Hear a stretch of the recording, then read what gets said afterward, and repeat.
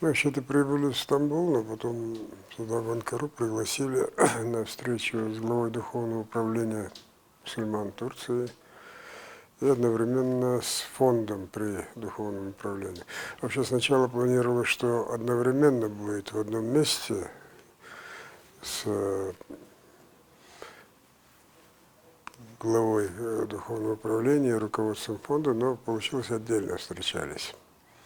Довольно большой комплекс вопросов. Главная задача была ознакомить Духовное управление с ситуацией в Украине, отдельно о положении, позиции мусульман в этой войне, особенно крымских татар. Ну и ряд вопросов, которые, там чисто такие, скажем, что может сделать Духовное управление в плане оказания помощи нашим согражданам, украинцам в этой ситуации. Ну и некоторые политические моменты тоже обсуждали. Ну, например, известно, что недавно собирались муфтии со всей России, Российской Федерации, и приняли некую фетву, провозглашающую о том, что это якобы джихад правоверных, то есть правоверные это русские, против неверных это нас, украинцев. Что такое вот. Ну, как известно, в России же нет независимых таких духовных управлений. Они так же, как и при советской власти, одновременные сотрудники ФСБ. Что им прикажут. И вот эти вот подонки от имени религии, от имени мусульман принимают.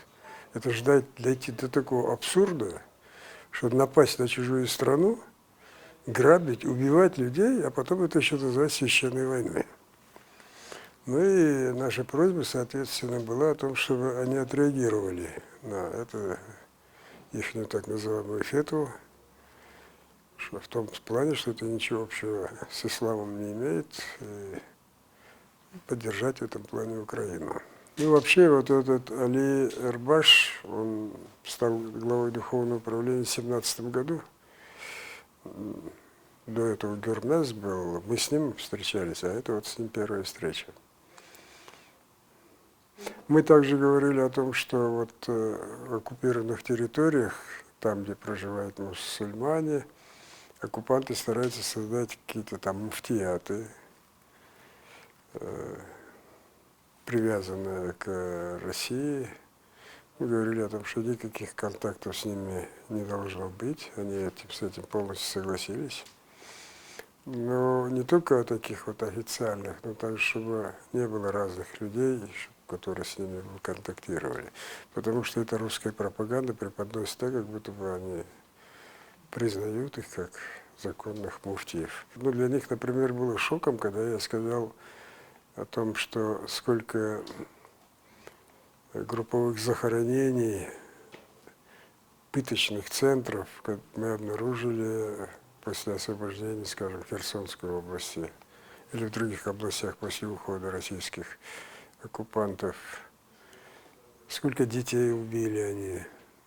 Вот эти вот во всех подробностях они не знают, мы поэтому все это рассказывали. Было до вот этих широких масштабных военных действий 12 представителей Духовного управления, но в связи с бомбардировками значительно основная часть была отозвана обратно в Анкару, но часть выехали в Польшу, в Румынию. И мы говорили о том, что их надо возвратить. Да, стреляют, да, бомбардируют, но жизнь продолжается. И поэтому предложили, чтобы они вернулись. У меня будет встреча с главным советником президента Эрдогана Елчином Топчу. Вот он пригласил во дворец, со всей нашей группой поедем. Потом планируется встреча здесь омбудсменов разных стран. Дмитрий Лубенец, наш омбудсмен, тоже приезжает. Он предложил, чтобы я тоже остался. Я сейчас созвонился. Мне хотелось бы организовать встречу Дмитрия Лубенца с Эрдоганом. Хотя это сложно, потому что как вроде около 80 делегаций, поэтому со всех делегаций выделить одну и обеспечить встречу, ну, немножко некорректно получается. Но, тем не менее, мой посол сказал, мы постараемся сделать все возможное. Да, они тоже будут. Я не знаю, с какой совестью и зачем они приезжают сюда. Ну, может, только от того, что нигде их больше уже не принимают. Вот они решили здесь хоть быть рядом с нормальными людьми. Дело в том, что у нас же крымские татары, они служат в различных частях. Они не афишируют свое имя, потому что в Крыму у них родные, близкие. Чтобы рикошетом на них не отдалось, они, как правило, все скрывают. И этим и объясняется то, что у нас точной статистики, сколько где служит крымских татар, нет. Но то, что их достаточно много, это я не считаю тех вот добровольных подразделений, как подвоинское подразделение Миннумана Челебиджихана и подразделение Крым под ведомством Главного управления разведки.